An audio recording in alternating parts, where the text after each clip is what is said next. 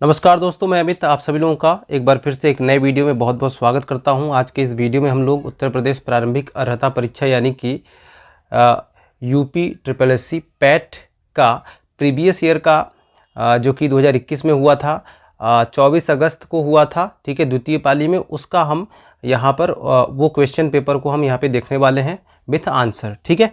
तो आप लोग मेरे साथ इस वीडियो में पूरा बने रहिएगा और इस पेपर को अच्छे से देख लीजिएगा किस तरीके का पेपर आता है, ठीक है। ये सॉल्व पेपर मैं आपको प्रोवाइड करा रहा हूँ, ओके। चलिए, तो वीडियो शुरू करने से पहले आप लोगों से रिक्वेस्ट है कि इस तरीके की वीडियोस को, एजुकेशनल वीडियोस को पाने के लिए हमारे इस चैनल को सब्सक्राइब कर लीजिएगा, नोटिफिकेशन बेल को भी प्रेस कर दीजिएगा ताकि जो भी इम्पोर्टेंट वीडियो मैं अपलोड करता हूँ उसका नोटिफिकेशन आप तक पहुँच सके, ठीक है। चलिए, पहला प्रश्न देखते हैं। पहला प्रश्न है, निम्नलिखित क्रम में निम्नलिखित किस क्रम में भारत आए थे, ठीक है। तो ये जो आप यहाँ पे देख रहे हैं, कुछ लोगों का नाम लिखा हुआ है, टॉमस रो, फायान और ह्वेनसांग, ठीक है। इनमें से एक क्रम में लगाना है कि कौन पहले आया था, ठीक है। तो यहाँ पर जो राइट आंसर है वो है ऑप्शन नंबर सी, ठीक है। ऑप्शन नंबर सी, यानी कि फायान सबसे पहले आया था, उसके बाद आपका ह्वेनसांग आया था, उसके बाद टॉमस रो आया था, ठीक है। तो ऑप्शन नंबर सी यहाँ पे करेक्ट हो जाएगा। चलिए, अगला प्रश्न देखते हैं। सिराजुद्दौला किस युद्ध में अंग्रेजों से पराजित हुआ था? बक्सर युद्ध, प्लासी युद्ध, वांडीवास युद्ध, इनमें से कोई नहीं। तो इसका राइट आंसर क्या है आपको बताना है। इसका राइट आंसर क्या है, ठीक है। तो इसका राइट आंसर है प्लासी। प्लासी का जो युद्ध हुआ था, इसमें सिराजुद्दौला जो है अंग्रेजों से पराजित हो गया था, ठीक है। इनमें से कौन हड़प नीति का कट्टर समर्थक था? ऑप्शंस आपके सामने है, Lord Wellesley, Lord Dalhousie, Lord Minto, Lord Hasting, ठीक है। कौन था? तो इसका राइट आंसर है लॉर्ड डलहौजी था, ठीक है। अगला प्रश्न देखते हैं, क्वेश्चन नंबर 4। भारतीय इतिहास में धन्वंतरी कौन थे? भारतीय इतिहास में धन्वंतरी कौन थे? ऑप्शंस है, चंद्रगुप्त मौर्य के प्रसिद्ध सेनापति, चंद्रगुप्त विक्रमादित्य की सभा को सुशोभित करने वाले प्रिंस चिकित्सक, प्रसिद्ध चिकित्सक, हर्ष के समय के एक प्रसिद्ध नाटककार, इनमें से कौन? कोई नहीं, ठीक है। तो इसका राइट आंसर है चंद्रगुप्त विक्रमादित्य की सभा को सुशोभित करने वाले प्रसिद्ध चिकित्सक थे, ठीक है, धन्वंतरी, ओके। अगला प्रश्न, मौर्यकालीन भारत के विवरण वाली इंडिका के लेखक कौन थे? ठीक है, तो इंडिका एक पुस्तक है, उसके लेखक कौन थे? तो इसका राइट आंसर है मेगास्थनीज थे, ठीक है। साइमन कमीशन किस वर्ष भारत में प्रथम बार आया था? बताइए, साइमन कमीशन किस वर्ष भारत में प्रथम बार आया था? तो इसका राइट आंसर है ऑप्शन नंबर डी, 1928 ईस्वी में आया था, ओके। अगला प्रश्न, भारतीय राष्ट्रीय कांग्रेस द्वारा किस अधिवेशन में ऐतिहासिक पूर्ण स्वराज्य, पूर्ण स्वतंत्रता का प्रस्ताव पारित किया गया था? इसका राइट आंसर क्या है? किस अधिवेशन में भारतीय राष्ट्रीय कांग्रेस के किस अधिवेशन में पूर्ण स्वतंत्रता का प्रस्ताव पारित किया गया था? बताइए।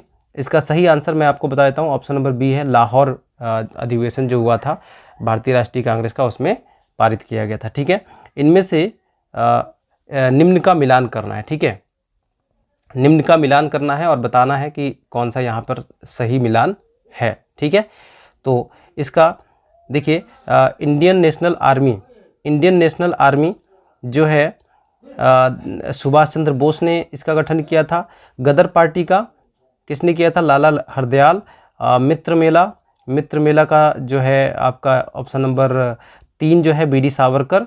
होम रूल लीग का एनी बेसेंट, ठीक है। तो ऑप्शन नंबर बी जो है यहाँ पे बिल्कुल करेक्ट हो जाएगा, ठीक है। चलिए, अगला प्रश्न देखते हैं। क्वेश्चन नंबर 9 है, निम्न में से किसने महात्मा गांधी के खिलाफत आंदोलन से जुड़ने का विरोध किया था? खान अब्दुल गफ्फार खान, अफजल हक, मोहम्मद अली जिन्ना, अब्दुल कलाम आज़ाद। तो इसका सही आंसर है मोहम्मद अली जिन्ना ने, ऑप्शन नंबर सी यहाँ पर करेक्ट हो जाएगा, ठीक है। मोहम्मद अली जिन्ना ने इनका विरोध किया था। इनमें से कौन सा क्रांतिकारी संगठन काकोरी षड्यंत्र केस में शामिल था? तो कौन था? यहाँ पर देखिए, गदर पार्टी है, अनुशीलन समिति है, अभिनव भारत ग्रुप है, हिंदुस्तान रिपब्लिकन एसोसिएशन है। तो यहाँ पे ऑप्शन नंबर डी जो है बिल्कुल सही है, हिंदुस्तान रिपब्लिकन एसोसिएशन, ठीक है। ऑप्शन नंबर डी है ना। चलिए, अगला प्रश्न देखते हैं। नागार्जुन सागर बांध किस नदी पर बना है? तो किस नदी पर बना है दोस्तों? तो कृष्णा नदी पर बना है। माउंट एवरेस्ट पर प्रथम बार चढ़ाई किस वर्ष की गई थी? 1951, 1953, 1955 या 1958 में? तो इसका राइट आंसर है 1953 ईस्वी में। ठीक है, माउंट एवरेस्ट पर प्रथम बार चढ़ाई की गई थी 1953 ईस्वी में। भारत में स्थित पक्षी अभ्यारण्य राष्ट्रीय उद्यान का नाम क्या है? तो भैंसरोडगढ़ अभ्यारण्य, दर्रा अभ्यारण्य, केवलादेव घाना राष्ट्रीय उद्यान, घाट प्रभा अभ्यारण्य। ठीक है, इसका राइट आंसर है केवलादेव घाना राष्ट्रीय उद्यान। ठीक है, ये पक्षियों से संबंधित है।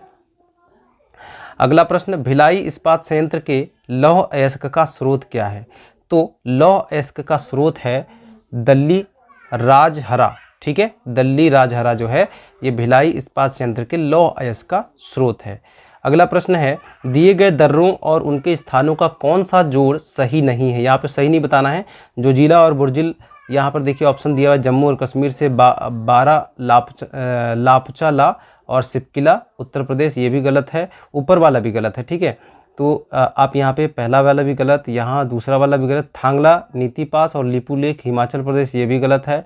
नाथुला और जेले पला ये कहाँ पर है? सिक्किम में। तो ऑप्शन नंबर 4 जो है यहाँ पर आपका सही है। इसका मतलब यहाँ पे क्या बताना था आपको कि दिए गए दर्रों उनके स्थानों का कौन सा जोड़ सही नहीं है? तो यहाँ पे ऑप्शन नंबर डी हो जाएगा सही। क्योंकि यहाँ पे आपका 1 नंबर, 2 नंबर और 3 नंबर ये तीनों ही यहाँ पर सही नहीं है। तो ये जो इसकी पुष्टि करता है ऑप्शन नंबर डी। ठीक है, चलिए अगला प्रश्न देखते हैं। क्वेश्चन नंबर 16 जो है, किसके बढ़ने के फलस्वरूप निजी निवेश में वृद्धि की अधिक संभावना है? ऑप्शंस है ब्याज दर, शेयरों की कीमत, नई पूंजी पर अनुमानित प्राप्ति, व्यक्तिगत कर। ठीक है, तो यहाँ पर देखिए कोई भी निवेश अगर करेगा, अगर उसको ज़्यादा ब्याज दर देना होगा तो बिल्कुल नहीं करेगा। शेयरों की कीमत अगर बढ़ेगी तब भी नहीं करेगा। वहाँ पर क्या करेगा, जो भी पूंजी लगाया उस पर कितना रिटर्न मिल रहा है उसके हिसाब से वो वहाँ पर अपना निवेश करेगा। तो ठीक है, तो यहाँ पे ऑप्शन नंबर जो सही है वो है ऑप्शन नंबर सी, नई पूंजी पर अनुमानित प्राप्ति। ओके, अगला प्रश्न देखते हैं। अगला प्रश्न जो है वो है आपका, भारत की राष्ट्रीय आय का आकलन करने वाली संस्था कौन सी है? ठीक है, तो आरबीआई राष्ट्रीय आय का आकलन नहीं करती है।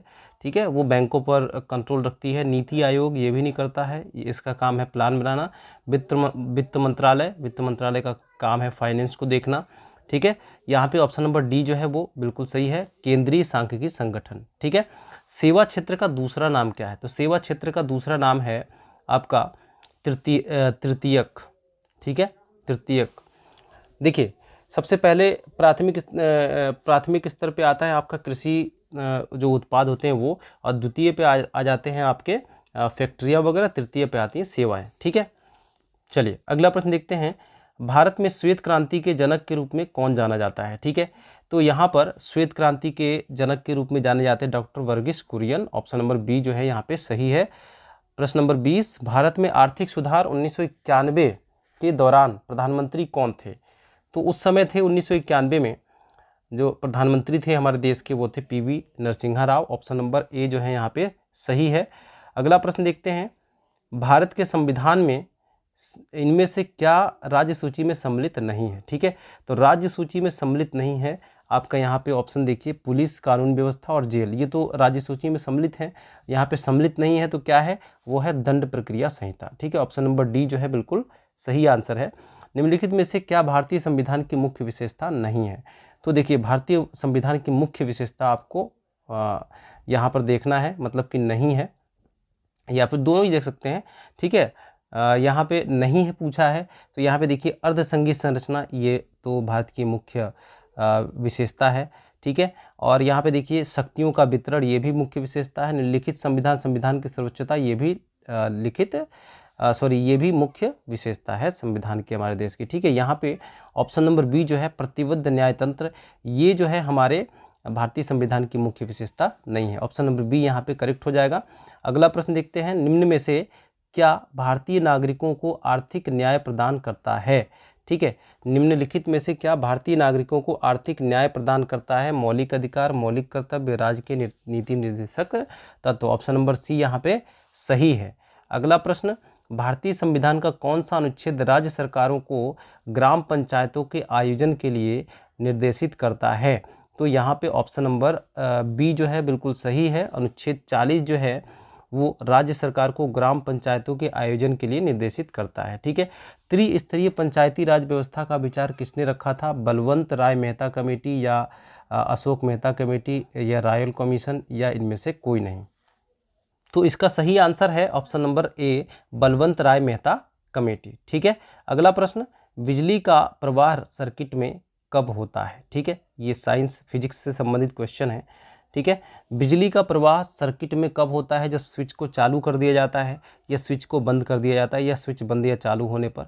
ठीक है, सपोज कि ये क्या है, एक स्विच हमने बना रखा है। ठीक है, ये स्विच है, जब इसको हम बंद करेंगे, क्लोज करेंगे, ठीक है, इसको यहाँ से हम क्या करेंगे, दबाएंगे तो ये बंद होगा। तो बंद होने की स्थिति में क्या, यहाँ से करंट फ्लो होगा और लाइट जो है बिजली जो है, बिजली का प्रवाह होने लग जाएगा। ठीक है, और जब ये खुला रहेगा तो नहीं होगा। तो यहाँ पे देखिए स्विच बंद होने की स्थिति पे ऑप्शन नंबर बी जो है यहाँ पे करेक्ट हो जाएगा। ठीक है, चलिए, प्रतिरोध की एसआई मात्रक क्या है? प्रतिरोध का एसआई मात्रक क्या होता है? तो ओम होता है। ठीक है, क्या होता है? ओम।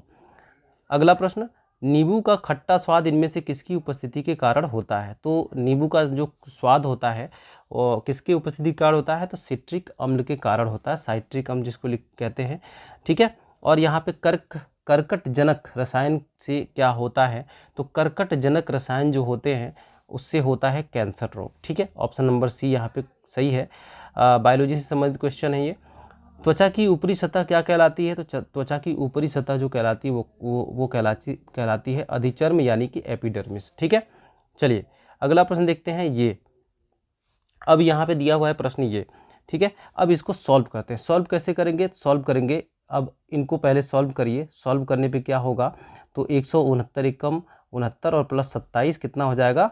9 7 16 196 हो जाएगा। 196 बट्टे 169 और ये 1 प्लस x बट्टे 13 है। इसको इधर लेके आएंगे या इसको आप लोग क्या करेंगे, ये तो 196 किसका वर्ग है आपका? तो 196 जो है 14 का वर्ग है और 169 जो है 13 का वर्ग है। तो 14 बट्टे 13 हो जाएगा। ठीक है, और ये 1 है, इधर आके माइनस में हो जाएगा, यानी कि 14 माइनस 13 बट्टे 13 हो जाएगा। यानी कि क्या हो जाएगा यहाँ पर? तो यहाँ पर 1 बट्टे 13 हो जाएगा और इधर भी x बट्टे 13 हो जाएगा। यानी कि 13 से 13 कैंसिल, x का मान कितना आ जाएगा? 1 आ जाएगा। कितना आएगा? 1 आ जाएगा। तो यहाँ पे ऑप्शन नंबर ए जो है बिल्कुल करेक्ट है। ठीक है, अब यहीं पे पूछा है 32 सही 1 बट्टे 2, यानी कि इसको हम क्या क्या कह सकते हैं कि 37.5 कह सकते हैं ना, या फिर 75 बट्टे 2 लिख सकते हैं। ठीक है, 75 बट्टे 2 और इसमें कितना? 1 बट्टे 8। 1 बट्टे 8 का भाग देंगे तब हमको पता चल पाएगा कि इसमें 1 बट्टे 8 कितने होंगे। ठीक है, तो यहाँ पे कर दीजिए। तो यहाँ पे अब 75 बट्टे 2 गुणे 8, ठीक है, 8 से गुणा कर दीजिए, ये 4 हो जाएगा। यहाँ पे 2 चौका 8, 75 चौका कितना होता है? 300 होता है। ठीक है, तो इसका सही आंसर क्या हो जाएगा? तो इसका सही आंसर है 300। ठीक है, कितना हो जाएगा? 300 हो जाएगा। अगला प्रश्न देखते हैं। 33 नंबर क्वेश्चन जो है ये है। ठीक है, ये अंडररूट में 36.1 और 102.4 है। ठीक है, तो यहाँ पे इसको सॉल्व करिए तो 36, ये दशमलव से दशमलव कैंसिल हो जाएगा, 36 यानी 361 बट्टे 1024 हो जाएगा। ठीक है, अब ये अंडररूट में है तो यानी 361 जो है किसका वर्ग है? तो किसका वर्ग है? तो या कह सकते हैं कि 361 का वर्गमूल क्या होगा? तो 361 का वर्गमूल होता है 19 और 1024 का वर्गमूल होता है 32। ठीक है, तो 19 बट्टे 32 यहाँ पे करेक्ट आंसर हो जाएगा। ऑप्शन नंबर सी जो है बिल्कुल करेक्ट हो जाएगा। कितना? Option number C.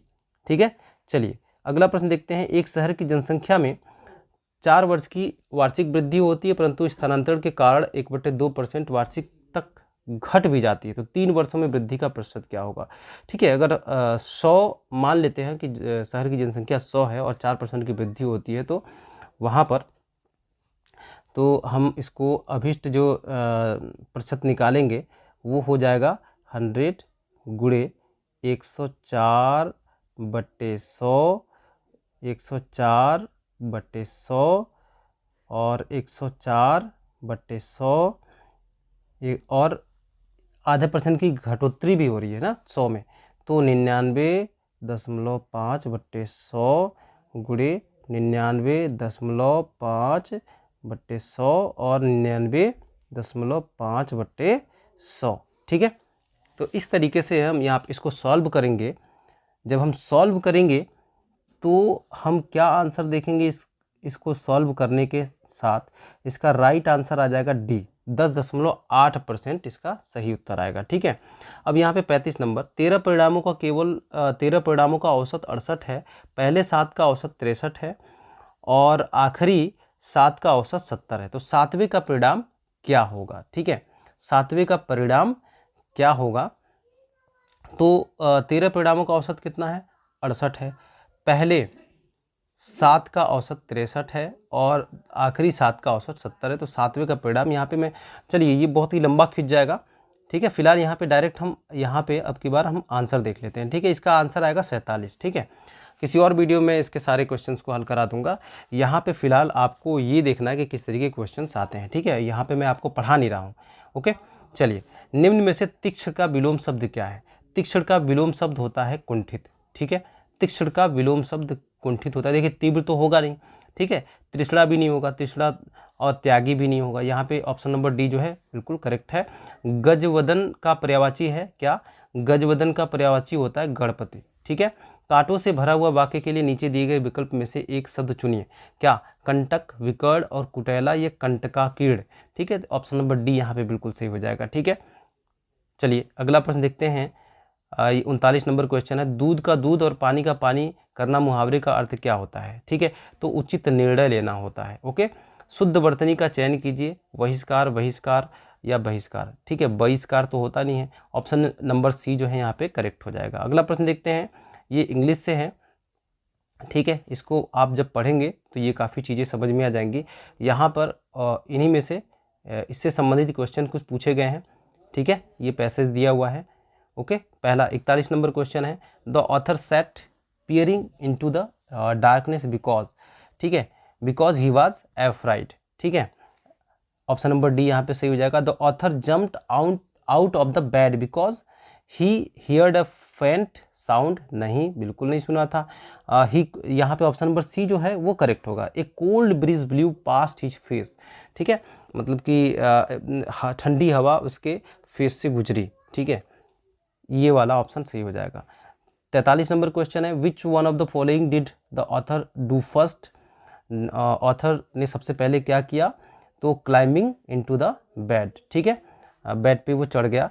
Give synonym for the following word pride. Pride का सिनोनिम क्या होता है? तो डिग्निटी होता है। ठीक है, चलिए अगला प्रश्न देखते हैं, give antonym for the following words. कीन का क्या होता है? कीन का होता है ढल। ठीक है, कीन का क्या होता है? ढल होता है। ओके, चलिए यहाँ पे दिए गए विकल्पों में से संबंधित शब्द का चयन कीजिए। कुत्ता, कुत्ते से रेबीज होता है और मच्छर के काटने से क्या होता है? मलेरिया होता है। ऑप्शन नंबर सी सही है, बिल्कुल सही है। ठीक है, उस शब्द का चयन कीजिए जो समूह के बाकी शब्दों से मेल नहीं खाता है। तो नन, धर्म संगिनी इसको बोला जाता है, सूरवीर, मुनि और पादरी। तो यहाँ पे देखिए तीनों के तीनों ए, सी और डी, ये तीनों क्या है? धर्म से संबंधित है। देखिए सूरवीर धर्म से संबंधित नहीं है, इसलिए ऑप्शन नंबर बी जो है बिल्कुल सही हो जाएगा। ठीक है, क्या हो जाएगा? सही हो जाएगा। ऑप्शन नंबर बी यहाँ पे करेक्ट है। ओके, चलिए अगला प्रश्न देखते हैं। अगला प्रश्न जो है, तो यहाँ पर 48 का जो सही आंसर है ऑप्शन नंबर बी होगा। ठीक है, एक आदमी ने एक महिला से कहा, तुम्हारी माँ के पति की बहन मेरी बुआ है। तुम्हारी माँ का पति का बहन मेरी बुआ है, यानी कि क्या है? यहाँ पे जो 3 ऑप्शंस में से दिया है सही होगा डी। ठीक है, बहन। ठीक है, बहन यहाँ पे सही आंसर है। 18 फरवरी 2005 को शुक्रवार है और 18 फरवरी 2007 को कौन सा दिन होगा? ठीक है, यानी कि 2 साल का समय बीता है। 2 साल यानी कि 365 गुणे 2। ठीक है, कितना हो रहा है? 5 दूनी 10, 6 दूनी 12, 12 1 13 और 3 दूनी 6, 6 1 7, 730 दिन हो रहे हैं। ठीक है, 730 दिन हो रहे हैं और इसमें हम 7 से भाग करेंगे तो कितना आएगा? तो 7 एकम 7, 7 चौका 28 और बचा कितना? 2 दिन बच रहा है। ठीक है, कितने दिन बच रहे हैं? 2 दिन शेष बच रहे हैं, यानी कि शुक्रवार में आप 2 दिन और जोड़ दीजिए, शुक्र, शनि और रवि। इसका राइट आंसर क्या हो जाएगा? रविवार हो जाएगा। ठीक है, चलिए इसका राइट आंसर क्या है? ऑप्शन नंबर ए, रविवार। ओके। भारत के उस प्रथम राज्य का नाम क्या है जिसने अपने सभी निवासियों को स्वास्थ्य बीमा प्रदान किया है? राइट आंसर है राजस्थान ने। ठीक है। आरबीआई ने 22 जुलाई 2021 से किस भुगतान तंत्र को नए कार्ड जारी करने पर प्रतिबंध लगा दिया है? तो मास्टर कार्ड को उस पर प्रतिबंध लगा दिया है। ठीक है। चलिए अगला प्रश्न, योग के बारे में जागरूकता बढ़ाने के उद्देश्य से भारत में किसके द्वारा मोबाइल ऐप नमस्ते योग शुरू किया गया? तो राइट आंसर है गृह मंत्रालय के द्वारा शुरू किया गया था। ठीक है। टोक्यो पैरालंपिक 2021 में किसको भारतीय दल के ध्वजवाहक के लिए नामित किया गया था? इसका देखिए, मुझे भी इसका सही आंकड़ा पता नहीं है, इसका सही आंसर नहीं पता है, इसलिए आप लोगों को अगर पता हो तो कमेंट बॉक्स में जरूर बताइएगा। ठीक है। 54 नंबर क्वेश्चन जो है, टोक्यो पैरालंपिक 2021 में किसको भारतीय दल के ध्वजवाहक के लिए नामित किया गया है? ठीक है। चलिए अगला प्रश्न, 2021-22 के दूसरे क्वार्टर जुलाई सितंबर के लिए सुकन्या समृद्धि खाते की ब्याज दर क्या था? उसका ब्याज दर क्या था? 7.6 था। ठीक है। भारतीय सेना ने कश्मीर में अपनी एक फायरिंग रेंज का नाम बॉलीवुड के अभिनेत्री के नाम रखा है। कौन से अभिनेत्री का नाम रखा है? तो विद्या बालन के नाम रखा है। ठीक है। अगला प्रश्न, वर्ष 2021 के लिए किस देश का पासपोर्ट विश्व में सबसे शक्तिशाली पासपोर्ट की श्रेणी में सबसे ऊपर है? तो जापान का। ठीक है। जापान का जो आपका पासपोर्ट है वो सबसे श्रेणी में सबसे मजबूत माना जाता है, सबसे शक्तिशाली माना जाता है। ठीक है। सबसे ऊपर है। तमिलनाडु विधानसभा 2021 का चुनाव किस राजनीतिक दल ने जीता था? तो डीएमके ने जीता था। अगला प्रश्न, वैश्विक शांति सूचकांक 2021 में कौन सा देश शीर्ष पर है? तो इसका राइट आंसर है आइसलैंड। कौन सी राज्य सरकार ने मुख्यमंत्री दलित सशक्तिकरण योजना को लागू किया है? तेलंगाना ने लागू किया। निम्न में से किस देश को थंडर ड्रैगन की भूमि के नाम से जाना जाता है? तो भूटान को जाना जाता है। अगला प्रश्न, रियाद किस देश की राजधानी है? तो रियाद जो है सऊदी अरब की राजधानी है। क्षेत्रफल की दृष्टि से भारत का निम्न में से कौन सा राज्य सबसे छोटा है? इसका राइट आंसर है गोवा। ठीक है। राज्यसभा के चुने हुए सदस्यों का कार्यकाल कितने वर्ष का होता है? तो 6 वर्ष का होता है। ठीक है, हमेशा याद रखिएगा 6 वर्ष का। और लोकसभा का कितने वर्ष का होता है? 5 वर्ष का होता है। विश्व के संयुक्त राष्ट्र दिवस कब मनाया जाता है? विश्व में संयुक्त राष्ट्र दिवस कब मनाया जाता है? 24 अक्टूबर को मनाया जाता है। ठीक है। अंतर्राष्ट्रीय न्यायालय कहाँ स्थित है? तो ये है द हैग में। ओके। विश्व प्रसिद्ध खजुराहो मूर्तिकला स्थित है कहाँ पर? तो मध्य प्रदेश में। ठीक है। अगला प्रश्न, प्रसिद्ध नौका लेबारा उत्सव निम्नलिखित में से किस राज्य में मनाया जाता है? तो इसका सही आंसर है उड़ीसा में मनाया जाता है। ठीक है। निम्न में से कौन सी एक हरित गृह गैस नहीं है? ठीक है। तो देखिए, मीथेन, कार्बन डाइऑक्साइड और क्लोरोफ्लोरोकार्बन जो है हरित गृह गैस हैं, यानी कि ग्रीन हाउस गैस हैं। यहाँ पे नाइट्रोजन जो है करेक्ट आंसर है, ये ग्रीन हाउस गैस नहीं है। ठीक है। अर्जुन पुरस्कार किसके लिए दिए जाते हैं? खेल के क्षेत्र में उत्कृष्ट प्रदर्शन के लिए दिया जाता है। ठीक है। अब यहाँ पे ये पैसेज है, तो यहाँ पर उपर्युक्त गद्यांश में प्रयुक्त स्पृहणीय शब्द का अर्थ क्या है? तो इसका अर्थ होता है प्राप्त करने योग्य। ठीक है। उपयुक्त गद्यांश में लेखक ने मुख्य रूप से क्या बताना चाहा है या क्या बताया है? तो यहाँ पर उसने आज़ादी के क्रांतिकारियों की विशेष भूमिका, या आज़ादी के संघर्षों में कृषकों का योगदान, या गुलाम देश की दशा कैसी थी, या महात्मा गांधी के नेतृत्व में राष्ट्रीय आंदोलन कैसा था? इसका ऑप्शन नंबर डी आंसर होगा। ठीक है। अगला प्रश्न, उपयुक्त गद्यांश के लेखक का उद्देश्य क्या है? तो उद्देश्य क्या है? भारतीय स्वतंत्रता संग्राम की विशेषता को बताना। ठीक है। अगला प्रश्न है, धर्मनिरपेक्षता से अभिप्राय क्या है? तो सभी धर्मों का आदर करना। ठीक है। अगला प्रश्न, कैसे माना जाए कि हमारा स्वतंत्रता संग्राम जनतांत्रिक था? कैसे माना जाए? तो इस यहाँ पर क्या होगा? तो यहाँ पे ऑप्शन नंबर डी होगा। इसमें सभी जातियों, वर्गों, धर्मों के लोगों ने भाग लिया था, इसलिए माना जा सकता है कि हमारा जो स्वतंत्रता संग्राम जनतांत्रिक था। ठीक है। अगला गद्यांश जो है, ये इसको भी आप अच्छे से पढ़िएगा। ओके। वीडियो को पॉज कर लीजिएगा, या इसका PDF मैं अपने टेलीग्राम चैनल पर डाल दूंगा, वहाँ से आप लोग देख लीजिएगा। ठीक है।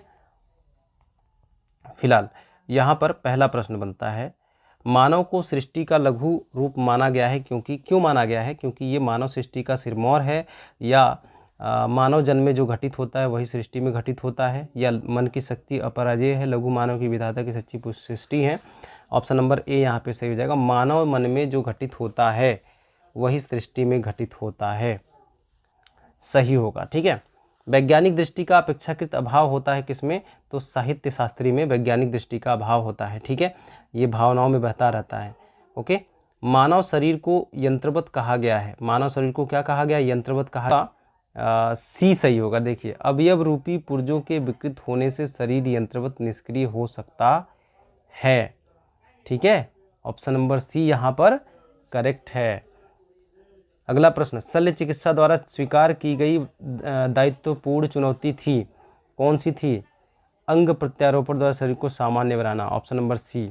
ठीक है। अगला प्रश्न, अनुच्छेद में प्रयुक्त निरामय शब्द का अर्थ या पर्याय क्या है? तो निरामय शब्द का पर्याय है स्वस्थ। ठीक है। अगला प्रश्न, यहाँ पर इसको देखना है आपको, अच्छे से इसको इंटरप्रेट करके इसका सही आंसर आपको बताना है, इससे संबंधित जो क्वेश्चंस दिए हुए हैं। ठीक है। उत्पादन अधिकतम स्तर तक इस वर्ष घटा, किस वर्ष घटा? तो 2015-16 में। कब घटा? 2015-16 में घटा है। देखिए, सबसे अधिक घटा है यहाँ पे 98-60, 98 सीधे 60 पे पहुँच गए, यानी कि कितने का अंतर हुआ है? तो यहाँ पर आपका 60, 38, हाँ 38 का अंतर हुआ है। ठीक है, 38 का अंतर हुआ है। 2015-16 में सबसे अधिक घटा है। ठीक है। अगला, उत्पादन में पिछले वर्ष की तुलना में कौन से वर्ष में अधिकतम वृद्धि हुई है? ठीक है, कौन से वर्ष में अधिकतम वृद्धि हुई है? तो इसका राइट आंसर है 13-14 में। 13-14 में सबसे अधिक वृद्धि हुई है। ठीक है, किस वर्ष की तुलना में? देखिए 13-14 कहाँ पर है? तो यहाँ से 55 से सीधे 90 पहुँचा है। ठीक है, यानी कि कितना? 35 का अंतर सीधे आया है। 35 का अंतर सीधे सबसे अधिक ऊपर चढ़ा है। तो ये सबसे ज़्यादा यहाँ पर हुआ है कौन से सन में? तो 13-14 में। ठीक है, कौन से सन में? 13-14, ऑप्शन नंबर ए जो है बिल्कुल सही है। प्रथम 3 वर्ष के दौरान औसत उत्पादन था कितना? 83 का। बताइए, ऑप्शन नंबर सी जो है यहाँ पे करेक्ट हो जाएगा। औसत, सबका औसत निकाल के कितना? 48 मिलियन टन आ रहा है। ठीक है। सीमेंट का अधिकतम उत्पादन दर्ज हुआ था इस वर्ष। तो सीमेंट का अधिकतम उत्पादन हमको बताना है किस वर्ष में हुआ था, तो वहाँ पर देखेंगे आप तो आपको समझ में आ जाएगा। ठीक है, तो यहाँ पे 2014-15 में इसका राइट आंसर है। वर्ष 2011-12 के दौरान उत्पादन वृद्धि प्रतिशत पिछले वर्ष की तुलना में था कितना था? बताइए इसका सही आंसर क्या होगा? तो इसका सही आंसर है ऑप्शन नंबर ए। इसको भी जब आप ऊपर ग्राफ में देखेंगे तो वहाँ से आपको समझ में आ जाएगा। ठीक है, चलिए, ये एक नया ग्राफ है। दिया गया ग्राफ एक वस्तु एक्स के आयात को 2013 से 2019 के मध्य करोड़ रुपए में दर्शाता है। तो इसको आप लोग देखेंगे और इससे संबंधित ये सारे क्वेश्चंस को आपको सॉल्व करना है। ठीक है, मैं आपको आंसर बता देता हूँ फटाफट करके, ताकि आपका ज़्यादा समय वेस्ट ना हो। तो वर्ष 2014-15 में 2014-15 से 2015-16 के दौरान एक्स के आयात में वृद्धि प्रतिशत कितनी है? तो यहाँ पे ऑप्शन नंबर बी जो है करेक्ट हो जाएगा, 33.3%। सभी वर्षों के लिए वर्ष दर एक्स के आयात की वृद्धि का औसत कितना है? तो 260%। ऑप्शन नंबर ए जो है बिल्कुल सही हो जाएगा। विगत कितने वर्षों तक एक्स का आयात एक्स के आयात औसत से अधिक था? तो यहाँ पे 2 वर्षों तक हो जाएगा। एक्स के औसत आयात से अधिक आयात और एक्स के औसत आयात से कम आयात के वर्षों का अंतर कितना है? तो ये भी आपका 2 है। ठीक है, और अगला प्रश्न देखते हैं। वर्ष 2018-19 के दौरान एक्स के आयात में प्रतिशत वृद्धि सभी वर्षों के एक्स के आयात की औसत से कितनी है? तो 64.38%। ठीक है, अगला हम देख लेते हैं। अगला ये भी एक तालिका दिया हुआ, एक सारणी दी हुई है, इससे संबंधित आपको आंसर बताना है। ठीक है, तो डायरेक्ट हम पहले यहाँ पे आप लोग एक बार अच्छे से देख लीजिएगा, उसके बाद इसके आंसर को देने का प्रयास कीजिएगा। ठीक है, मैं आपको इसका आंसर बता देता हूँ। मंगलवार को ए द्वारा बेची गई वस्तु तथा शनिवार को सी द्वारा बेची गई वस्तु का अनुपात क्या होगा? चलिए एक प्रश्न मैं आपको करके दिखा देता हूँ। यहाँ पे देखिए, मंगलवार को बेची गई और शनिवार को बेची गई। मंगलवार को ए वस्तु द्वारा, तो मंगलवार को ए वस्तु द्वारा 35 है। ठीक है, और शनिवार को सी वस्तु द्वारा, तो शनिवार को सी वस्तु द्वारा कितना है? 40 है। 35 और 40। ठीक है, तो 35 और 40 दोनों ही 5 से कट रहे हैं, तो 35 और 35/40 है ना। तो यहाँ से 5 से काटिए, 5 सत्ते 35, और सॉरी यहाँ पे 45 होगा ना। शनिवार को बेची गई वस्तु जो 45 थी। ठीक है, तो यहाँ पे 45 है, 5 नेम 45, तो 7 अनुपात कितना आ रहा है? 9 आ रहा है। 7 अनुपात 9 आ रहा है इसका राइट आंसर। ठीक है, इस तरीके से निकालेंगे। ओके, चलिए 92 नंबर क्वेश्चन देखते हैं। सोमवार को डी द्वारा बेची गई वस्तु शनिवार को सी द्वारा बेची गई वस्तु का कितना प्रतिशत था। ठीक है, अब उसका भी हम लोग परसेंटेज निकाल लेंगे। इसका राइट आंसर क्या आएगा, तो इसका राइट आंसर आएगा 44.44। ऑप्शन नंबर सी जो है यहाँ पे करेक्ट है। और 93 नंबर जो क्वेश्चन है वो है बी, सी तथा डी द्वारा क्रमशः सोमवार, मंगलवार, शनिवार को बेची गई वस्तुओं का औसत, तीनों का औसत निकाल लेना है बस। ठीक है, तो यहाँ पे ऑप्शन नंबर ए जो है सही है। चलिए 94 नंबर क्वेश्चन देखते हैं। सप्ताह के सभी 4 दिनों में डी वस्तु की बिक्री की तुलना में बी वस्तु की बिक्री में कितने % की वृद्धि हुई है। तो यहाँ पर राइट आंसर है 28.3% की वृद्धि हुई है। ठीक है, चलिए सोमवार को बेची गई वस्तुओं का औसत और शुक्रवार को बेची गई वस्तुओं का औसत के मध्य में कितना अंतर आता है, कितना अंतर आया। तो इसका राइट आंसर है 5.25। चलिए अगला हम देख लेते हैं तालिका। इसमें गेहूं, चावल, बाजरा, मक्का, जौ, दालें आदि का वो दिया हुआ है, वर्ष के हिसाब से दिया हुआ है। ठीक है, तो गेहूं उत्पादन में किस वर्ष के दौरान गिरावट देखी गई सबसे अधिक। तो सबसे अधिक गिरावट देखी गई 2013-14 में। ठीक है, 2013-14 में देखी गई। इनमें से किस फसल में 2013-17 के मध्य उत्पादन लगातार वृद्धि दर्ज की गई। तो इसका राइट आंसर आपका है बाजरा में देखी गई। ठीक है, किस में देखी गई, बाजरा में। ठीक है, 98 नंबर क्वेश्चन जो है वो है 2010-11 से 2016-17 के अवधि के मध्य आलू का औसत उत्पादन कितना था। तो इसका राइट आंसर कितना है, 293.86%। ठीक है, जब आप अच्छे से उसको देखेंगे, सारणी का अध्ययन करेंगे तो आपको समझ में आ जाएगा। ठीक है, बाकी ज़्यादा कुछ है नहीं उसमें। 2016-17 के मध्य इनमें से किस फसल के उत्पादन में पिछले वर्ष की तुलना में गिरावट दर्ज की गई थी। तो बताइए इसका सही आंसर क्या होगा, वहाँ पे देखिएगा। ठीक है, तो यहाँ पर जो सही आंसर है आपको बता देता हूँ मैं, चावल है। ठीक है, आलू का उत्पादन 2015-16 में 2010-11 का अंदाजन कितना गुना था, तो 1.90 गुना था। ठीक है, तो ये 100 के 100 क्वेश्चन हो गए आपके। ठीक है, चलिए उम्मीद करता हूँ कि वीडियो पसंद आई होगी। वीडियो पसंद आए तो वीडियो को लाइक, शेयर, कमेंट कर दीजिएगा और चैनल पे पहली बार तो चैनल को सब्सक्राइब कर लीजिएगा। मिलते हैं अगली वीडियो में, तब तक के लिए बाय बाय, टेक केयर।